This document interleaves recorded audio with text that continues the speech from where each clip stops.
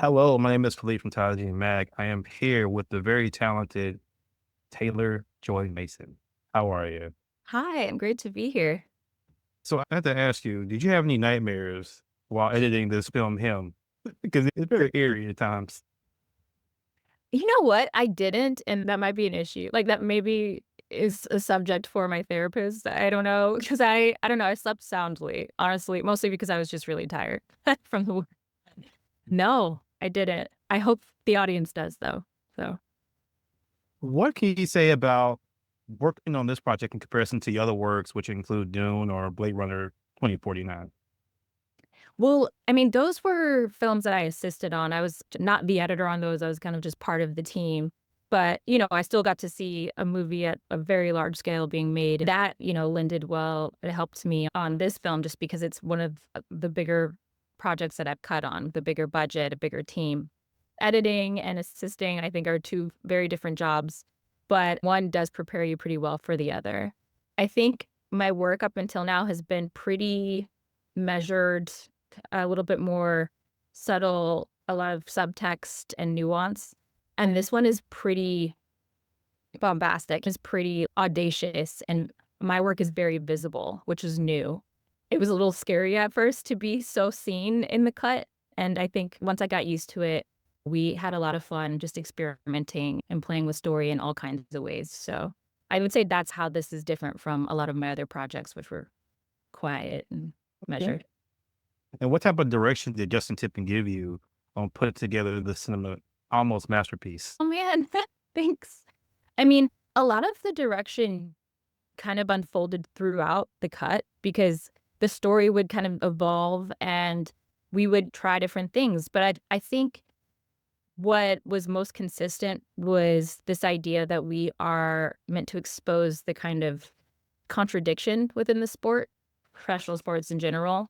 This idea that you're sacrificing everything for greatness sounds heroic and upstanding, but at its core, it's kind of impossible without losing yourself or sacrificing everything that you care about, everything that makes life worth living. So, kind of taking that contradiction and trying to recreate it in its execution was a direction that was consistent throughout. And so that's why you see a lot of tonal shifts that shift pretty sharply from satire to seriousness. It's in an effort to really capture the contrast and contradiction of the sport itself. Yeah, I was gonna say that's one of my questions actually, like, in your experience, how much does editing, affect the pacing of a movie? Can you go into that to people who don't know? I mean, pacing is everything to editing and vice versa. It establishes how, or not establishes, but it basically it's how the movie will be received, like pacing and what that looks like basically determines how the movie will be received by its audience. Because if you're staying on a moment for a long time, the audience will tend to draw to whatever they're seeing on screen. If we're stuck on Isaiah White's character for a while, we're gonna end up feeling a little bit more empathetic and caring toward him. But if he's our antagonist, we don't necessarily want to feel empathetic for him until we do. So it's kind of measuring moments like that and playing with the audience's expectations that change pace decisions. And when we decide to do a quick montage versus when we decide to sit in and let the audience just receive what's happening on screen. One of the things I wanted to highlight and talk to you about was like the thermal translucent visions of how that you used in the film and how were you able to put that together to make it be impactful, especially like during the collision that they have during practice. Mhm. Like, can you go into that and talk about how you went into that?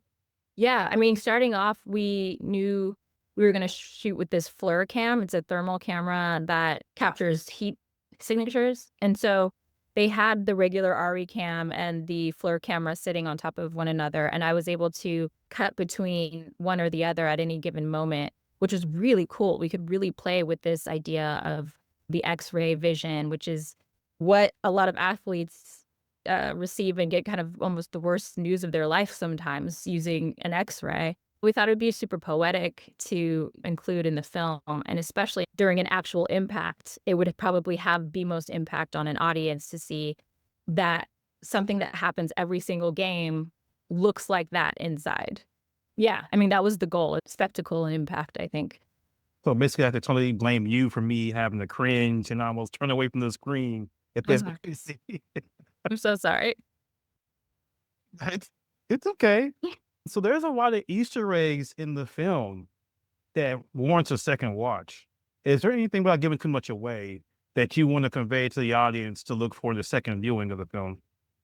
I mean, we didn't wanna give too much away. There on its face, it's a story about sacrificing to be great and to be the greatest of all time, and is it worth it? There are a lot of layers that kind of examine identity and blind allegiance and body autonomy that are, like, sprinkled in there as texture, flashes of this skeleton kind of melting at moments that help us track where Cam is internally, but also allow the audience to think about that twice as a reality for a lot of players in football and really a lot of sports, how their bodies are just kind of currency and at some point and they will lose them over time, like, it's inevitable, and it's not really an Easter egg because it's very visible, but it is one of those that we do want you to think a little bit more deeply about.